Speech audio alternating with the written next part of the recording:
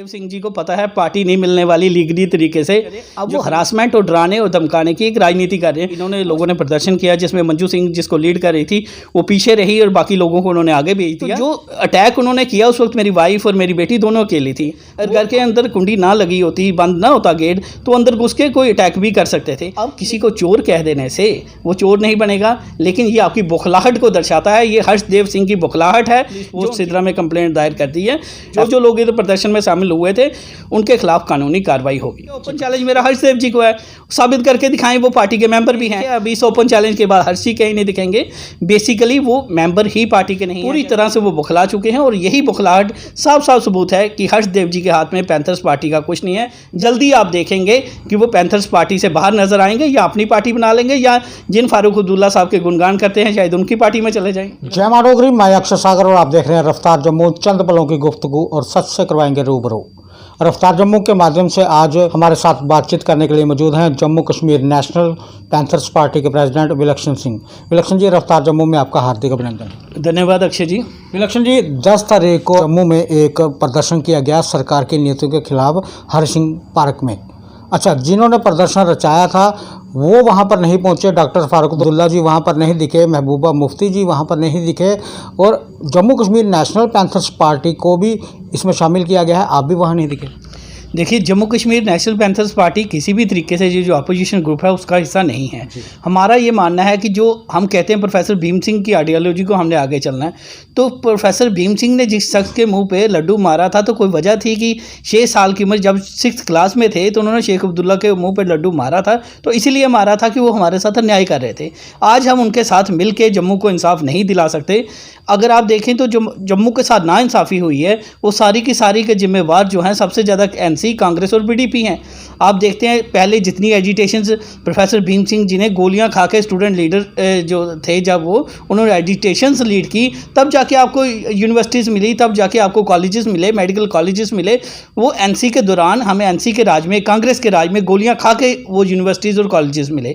फिर हम जब पहले कहते थे जब फंडिंग आती थी सेंटर से 90% फंड जाता था वो कश्मीर में जाता था, वो किसके राज में जाता था? वो एनसी के राज में जाता था, वो पीडीपी के राज में जाता था। जब उसके बाद हम नौकरियां, जब हम कहते थे हम सेक्रेटरीट में चले जाएं तो 90% नौकरियां हमें लगता है कश्मीर में हैं, तो तब राज किसका राज था? और ये कहते हैं कि आज कॉन्स्टिट्यूशन नहीं है, कॉन्स्टिट्यूशन की बात नहीं है।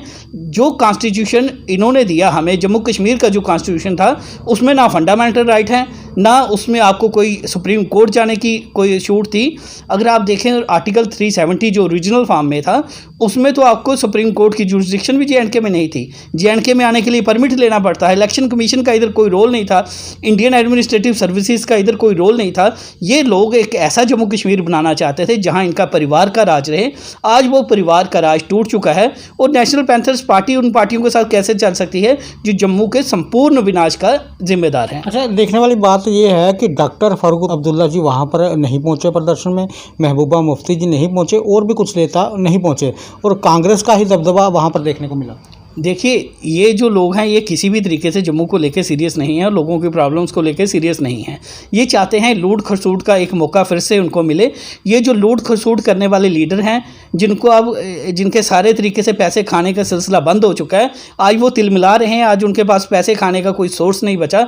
आज जनता को फिर से लूटने के लिए, जनता को मूर्ख बनाने का कार्य कर रहे हैं। और जिन्होंने हमारे महाराजा तक को हमारे स्टेट से बाहर निकाल दिया, जिनकी वजह से महाराजा को अपने अंतिम सांस बाहर लेने पड़े, आज पार्टियों के साथ चलने का कोई औचित्य नहीं है। और मैं डोगरा समाज को भी यही कहना चाहूँगा, आप लोगों को भी ये समझना है कि इन्हीं पार्टियों ने हमें डोगरा को ख़त्म किया, इन्हीं पार्टियों ने हमारा डोगरा सर्टिफिकेट ख़त्म किया, इन्हीं पार्टियों की वजह से जो हमारे महाराजा जो हैं वो अंतिम सांस उनको मुंबई में लेनी पड़ी। आज इन्हीं पार्टियों से सचेत रहने की ज़रूरत है। साफ तौर पर यह बात है कि बीजेपी ने जम्मू के लोगों को निराश किया है, बीजेपी ने जम्मू के लोगों के साथ धोखा किया है, लेकिन बीजेपी के धोखा जो उन्होंने किया है उसकी सज़ा जो है उसका इनाम के तौर पर हमें एनसी और पीडीपी की झोली में जो है गवर्नमेंट को नहीं डालना है।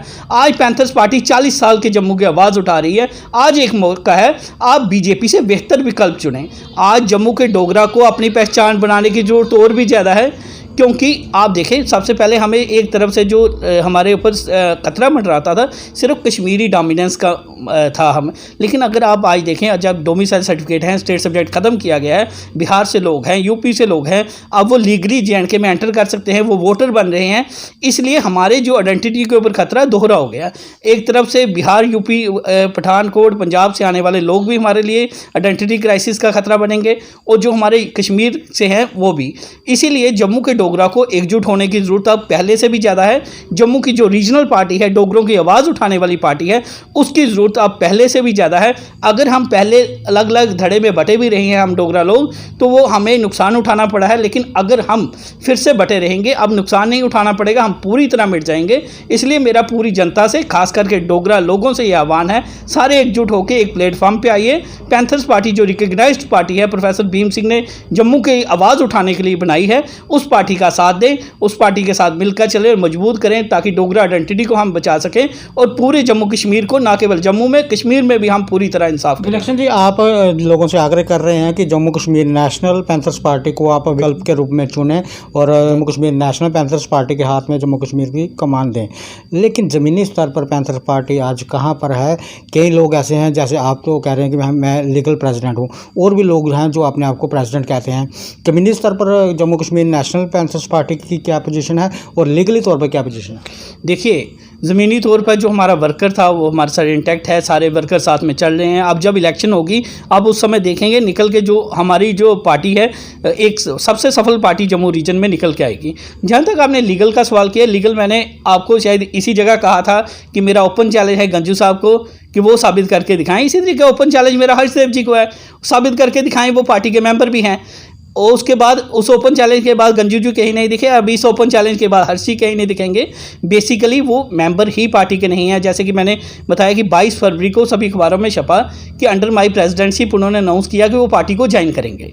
जब 22 फरवरी को वो ज्वाइन करते हैं, अनाउंस करते हैं ज्वाइन करने का, उसके बाद फॉर्मेलिटीज़ हैं, आपको एक मेंबरशिप फॉर्म फिल करना पड़ता है, मेंबरशिप फ़ी देनी पड़ती है, वो सारा प्रोसेस उन्होंने नहीं किया। एक झूठी उन्होंने 2 अप्रैल को एक घोषणा कर दी कि मुझे वर्किंग कमेटी के जो है प्रेसिडेंट चुन लिया। अब उस वर्किंग कमेटी के में कौन कौन बैठा? हर्ष जी खुद, जो वर्किंग कमेटी के मेंबर बन ही नहीं सकते, क्योंकि वो पैंथर पार्टी छोड़ के रीज्वाइन करने पे directly working committee highest body of the party है, उसके वो मेंबर नहीं थे। उसमें बैठे गगन प्रताप आम आदमी पार्टी के, उसमें बैठे मंजू सिंह जो आम आदमी पार्टी में थी, उसमें बैठे मनसूद अंद्राबी जो आम आदमी पार्टी के लोगों को इकट्ठा करके उन्होंने घोषणा कर दी कि मैं पैंथर पार्टी का अध्यक्ष बन गया हूँ। आज जो है, आज उनको जो लगता है कि अब इलेक्शन कमीशन ने हमसे जवाब मांगा था, 8 सितंबर उसकी लास्ट डेट थी, जो मैंने जवाब भेजा है 26 पेज का जवाब है नेक्सस को छोड़ के। वो जवाब देख के अब हर्षदेव जी तिलमिला उठे हैं, उनको पता है कि अब लीगल मेरा कोई वजूद नहीं है। तिलमिलाहट आप उनकी देख रहे हैं, बुखलाहट आप उनकी जगह जगह देख रहे हैं, पूरी तरह से वो बुखला चुके हैं। और यही बुखलाहट साफ साफ सबूत है कि हर्षदेव जी के हाथ में पैंथर्स पार्टी का कुछ नहीं है। जल्दी आप देखेंगे कि वो पैंथर्स पार्टी से बाहर नजर आएंगे, या अपनी पार्टी बना लेंगे, या जिन फारूक अब्दुल्ला साहब के गुणगान करते हैं शायद उनकी पार्टी में चले जाएंगे। विलक्षण जी, जिस तरह से आप कह रहे हैं कि हर्षदेव जी की बौखलाहट दिख रही है, आज जम्मू के अंदर 2 प्रदर्शन देखने को मिले और वो दोनों के दोनों प्रदर्शन महिलाओं ने किए। एक दमाना पुलिस स्टेशन के बाहर प्रदर्शन किया गया और वहाँ पर स्लोगन दिया गया, माला जी हम शर्मिंदा हैं, तेरे कातिल जिंदा हैं। और दूसरा प्रदर्शन आपके घर के बाहर दिया गया और कहा गया विलक्षण सिंह चोर है। दोनों प्रदर्शनों को आप कैसे देखते हैं? देखिए, दोनों प्रदर्शन जो हैं वो किसने लीड किए? वो मंजू सिंह ने लीड किए, हर्षदेव की मिसेस ने। तो अब जो बुखलाहट क्या है कि हर्षदेव सिंह जी को पता है पार्टी नहीं मिलने वाली लीगली तरीके से, जो कानूनी तरीके से वो लेने की पूरी कोशिश करें। अब वो हरासमेंट और डराने और धमकाने की एक राजनीति कर रहे हैं। वो सोचते हैं हम नारे लगाएंगे, इनके घर के बाहर भेजेंगे, इनकी वाइफ और बच्ची के ऊपर अटैक करवाएंगे तो वो जीत जाएंगे। आज जब इन्होंने लोगों ने प्रदर्शन किया जिसमें मंजू सिंह जिसको लीड कर रही थी वो पीछे रही और बाकी लोगों को उन्होंने आगे भेज दिया, तो जो अटैक उन्होंने किया उस वक्त मेरी वाइफ और मेरी बेटी दोनों अकेली थी। वो ऑलरेडी बीमार थे और काफ़ी घबरा भी गए, क्योंकि वो पॉलिटिकल लोग नहीं है तो डर भी लगता है। इतने लोग बाहर आ गए, अगर घर के अंदर कुंडी ना लगी होती, बंद ना होता गेट, तो अंदर घुस के कोई अटैक भी कर सकते थे। लेकिन ये अटैक बंदा कब कराता है? पाकिस्तान अटैक कराता है इंडिया के ऊपर। तो बुखलाहट में जब उसका कोई बस नहीं चलता, 2 आतंकवादी भेजता है तो अपनी जो है अपनी जनता को खुश करने की कोशिश करता है। अब हर्षदेव जी का जो सपोर्टर है वो क्वेश्चन करता है हर्षदेव सिंह से, अगर आप प्रेसिडेंट है तो विलक्षण सिंह कैसे बोल रहा है प्रेसिडेंट है? आप तो मिनिस्टर भी रहे हैं। अगर उनके हिम्मत होती, मतलब उनको अब डाउट, उनके जब कैडर में डाउट आना शुरू हो गया, अब जैसे पाकिस्तान अपने लोगों के जब डाउट आता है कि भाई आप हमें खाना दो, राशन दो, तो पाकिस्तान इंडिया में अटैक कराता है। यही चीज़ उन्होंने की। जब उनका कैडर उनसे पूछता है भाई आप प्रेसिडेंट कैसे हैं, क्वेश्चन मार्क लगाता है, वो क्या करते हैं, एक दमाना में प्रदर्शन करा देते हैं, एक इधर प्रदर्शन करवा देते हैं। तो अब किसी को चोर कह देने से वो चोर नहीं बनेगा, लेकिन ये आपकी बौखलाहट को दर्शाता है। ये हर्षदेव सिंह की बौखलाहट है, जो उनकी बीबी आज दमाना पुलिस के बाहर धरना दे रही है और उस तरह। और इसमें मैंने जो है SHO जो है इधर इंचार्ज पुलिस पोस्ट सिद्रा में कंप्लेंट दायर कर दी है। FIR दर्ज करने के लिए मैंने एप्लीकेशन दी है और मुझे उम्मीद है जल्द ही एप्लीकेशन लगेगी या नहीं लगेगी, कोर्ट के रास्ते खुले हैं। और जो लोग इधर प्रदर्शन में शामिल हुए थे, कुछ ने चेहरे अपने वीडियोस में दिखाए तो कुछ ने नहीं दिखाए, लेकिन वीडियो में शक्ल ना दिखाने से ये नहीं है कि वो FIR से बचेंगे, उनके खिलाफ कानूनी कार्रवाई होगी। ठीक है विलक्षण जी, पिछले दिनों हमने देखा कि जम्मू कश्मीर में राजनीतिक गलियारों में सारे राजनीतिक दल कहते हैं ना कि सतर्क हो गए और जनसंपर्क बनाना शुरू कर दिया गया। म्युनिसिपल इलेक्शंस आने वाली हैं, सारे समीकरण को आप कैसे देखते हैं? देखिए, ये जो कारण है, इसका कारण सिर्फ एक ही है। भारतीय जनता पार्टी जान चुकी है कि वो जो है इलेक्शन जीतने वाली नहीं है। अब MP इलेक्शंस 2024 में आने वाली हैं। अगर 2024 से पहले इनका सफाया इनको दिख गया कि म्युनिसिपल इलेक्शंस में हो गया, पंचायत इलेक्शन में हो गया, तो उसका इफेक्ट जो है वो ऑब्वियसली MP इलेक्शन पे भी पड़ेगा, पार्लियामेंट्री इलेक्शंस पे भी पड़ेगा।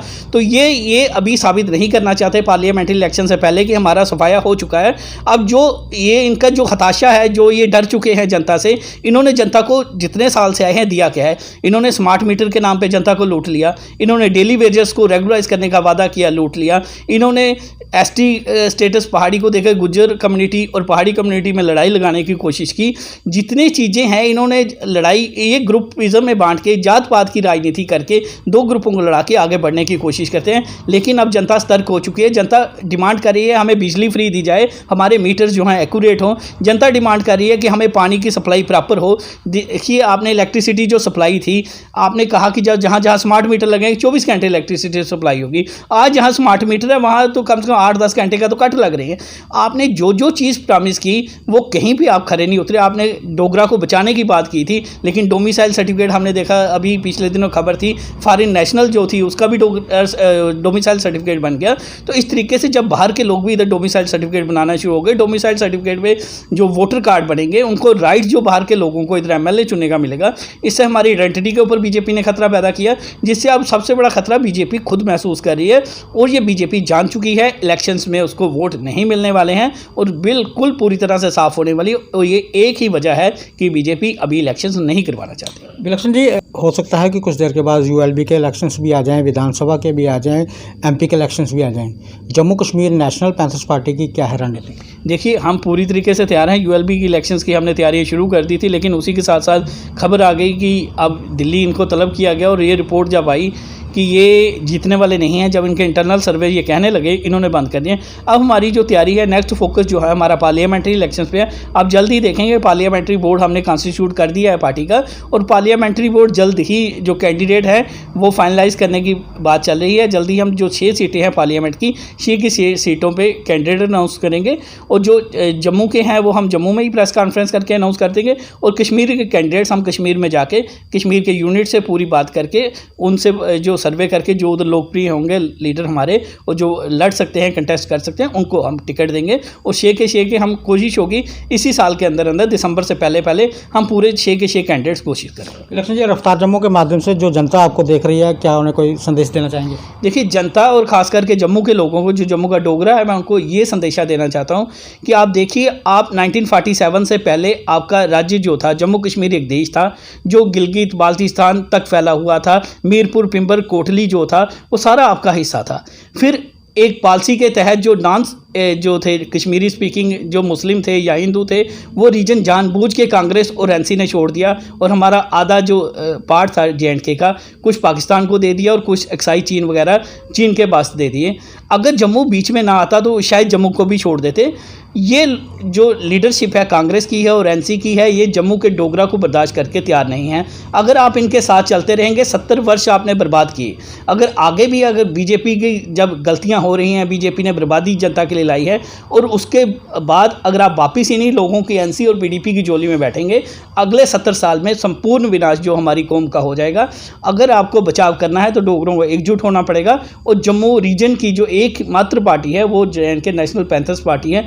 आपको चाहिए कि हम सब मिलके मजबूत करें इस पार्टी को। जो आपकी राय होगी, हम सब मिलके एक राय से चलेंगे, जो डोगरा की राय होगी उसी सोच के साथ हम इस पार्टी को बढ़ाएंगे। आपका मैं यही आह्वान करता हूं कि आप हमारे हाथ मजबूत कीजिए ताकि हम डोगरा कौम को मजबूत कर सकें और हर एक को हक इंसाफ दिला सके, चाहे फिर वो डोगरा हो, चाहे वो कश्मीरी हो, चाहे हिंदू हो, मुस्लिम हो। जहाँ तक इंसाफ का सवाल है वो हर एक को मिलेगा, लेकिन डोगरा का हक किसी को छीनने नहीं देंगे। ठीक है, विलक्षण जी, बातचीत करने के लिए बहुत बहुत धन्यवाद। धन्यवाद अक्षय जी। विलक्षण Singh Jammu Kashmir national panthers party के प्रेसिडेंट हैं। काफ़ी सारे सवाल हमने इनसे किए और बड़े ही बेबाकी के साथ इन्होंने हर एक सवाल का जवाब दिया और जनता के आगे भी इन्होंने अपनी बात रखी है। अब जनता इनकी कही हुई बातों पर गौर करें और कमेंट बॉक्स में अपनी राय जरूर रखें। आगे भी देखते रहे रफ्तार जम्मू। जय भारत।